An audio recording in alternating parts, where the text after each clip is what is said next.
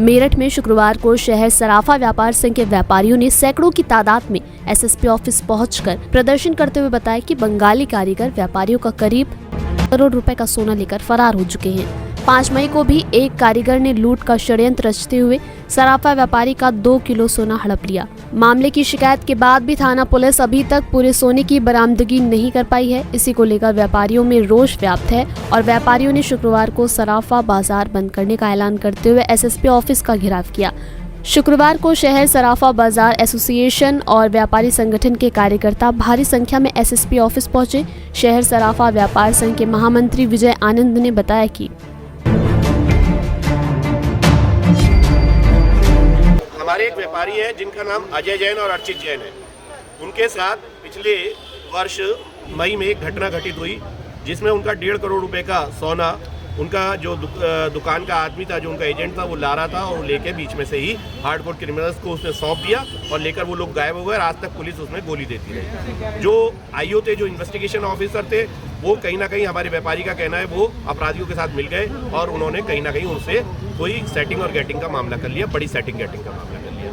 1.5 kilo सोना जिसका मूल्य लगभग 2 किलो सोना जिसका मूल्य लगभग 1.5 करोड़ रुपए है, वह आज तक हमारे व्यापारी को 1.5 साल हो गया मिल नहीं पाया।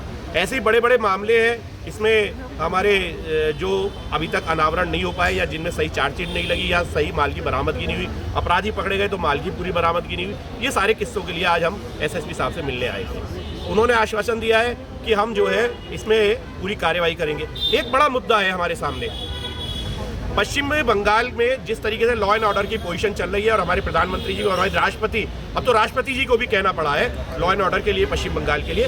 हम भी उसी बात को कह रहे हैं कि लॉ एंड ऑर्डर इस समय पश्चिम बंगाल में खराब है। हमारा 4.5 करोड़ रुपए का मूल्य का सोना यहाँ से पश्चिम बंगाल के लोग लेकर भाग गए हैं। वह सोना आज तक भी रिकवर नहीं हो पाया। यहाँ से पुलिस जाती है, खाना पूर्ति कर वापस आ जाती है, हमारा सोना हमें वापस नहीं मिल रहा है। हमें कहना है कि पश्चिम बंगाल के अंदर केवल पुलिस का ही नहीं, अगर आवश्यकता पड़े तो सेना, और सेना नहीं तो राष्ट्रपति शासन लागू होना चाहिए। हमारा सोना हमें तक मिलना चाहिए। हमारा मौलिक अधिकार है, सुरक्षा देना भारत सरकार का कर्तव्य है, उत्तर प्रदेश सरकार का कर्तव्य है। पश्चिम बंगाल से हमारा सोना वापस आना चाहिए, हमारे कारोबार में का हिस्सा बनना चाहिए, जो हमारे कारोबार का हिस्सा था। कप्तान साहब ने कहा है कि मैं इस पर एक्शन लूंगा, देखूंगा। हमने कहा है कि इसके लिए विशेष फोर्स लगाएं। हमने ये भी कहा है कि हमारे सर्राफों के जितने भी केस है वो एक डेस्क पर सॉल्व होने चाहिए, हमें जगह जगह थानों में नहीं भटकना चाहिए। ऐसे उन्होंने आश्वासन दिया है। शस्त्र लाइसेंस की भी बात हुई है।